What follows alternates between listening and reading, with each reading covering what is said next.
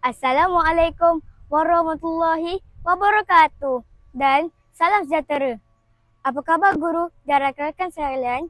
Saya Muhammad Anaki Akid bin Abdul Rahim dari SK Taman Pantai Sepang Putra, Sepang, Selangor.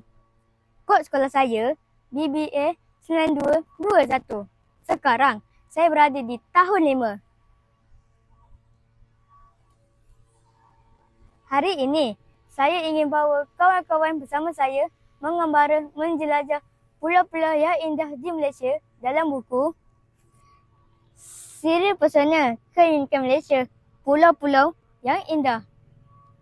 Buku ini sangat menarik. Ia menerangkan tentang keindahan 6 buah pulau yang terdapat di Malaysia, terkenal dengan pesisir pantai yang putih dan keindahan panorama yang sangat mempesonakan.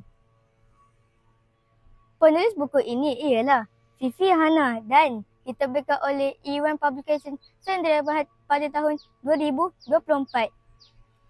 Buku ini diolah dan ditulis sesuai untuk rujukan, juga informasi mengenai tempat-tempat yang menarik dan bersejarah di Malaysia. Buku yang mempunyai 64 surat ini dibahagikan pada 6 bab mereka 6 buah pulau, iaitu Pulau Tioman, Pulau Sepadan, Pulau Redang, Pulau Pangkor, Pulau Layang-Layang dan Pulau Langkawi.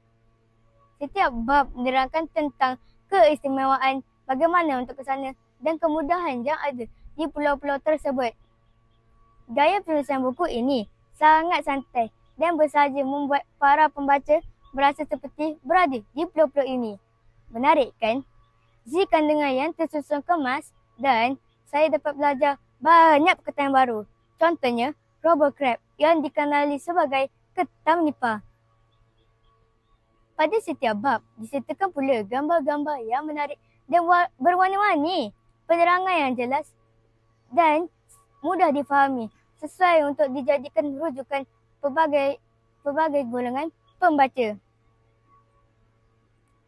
Kawan-kawan, tahukah anda, dalam buku ini juga kita boleh mempelajari pelbagai sejarah yang menarik. Antaranya ialah sejarah kemunculan pulau-pulau ini. Contohnya, Pulau Tioman. Pulau ini dijumpai seorang pedagang Arab yang melalui kawasan itu pada 1000 tahun selepas Masihi. Tetapi, dikatakan juga Pulau Tioman ini berasal daripada seekor tenaga yang menukarkan dirinya menjadi sebuah pulau.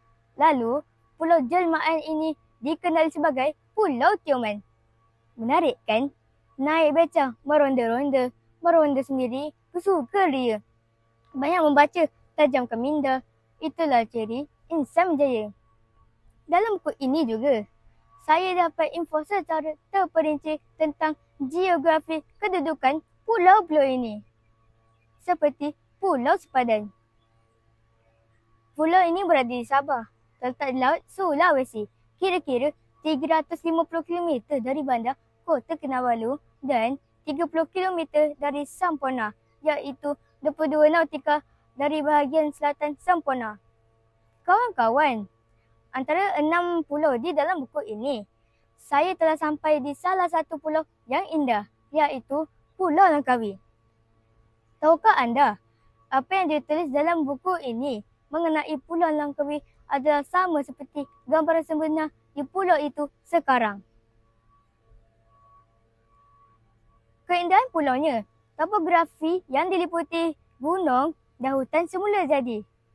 Termasuk juga aktiviti yang menarik di sini seperti melawat gugusan pulau kecil seperti Pulau Dayang Bunting dan melawat tempat bersejarah seperti Makam Mansuri dan banyak lagi. Buku ini betul-betul menyumbau kenangan saya semasa bercuti di Pulau Langkawi. Ini membuatkan saya teruja dan ingin ke Pulau Langkawi buat kali kedua.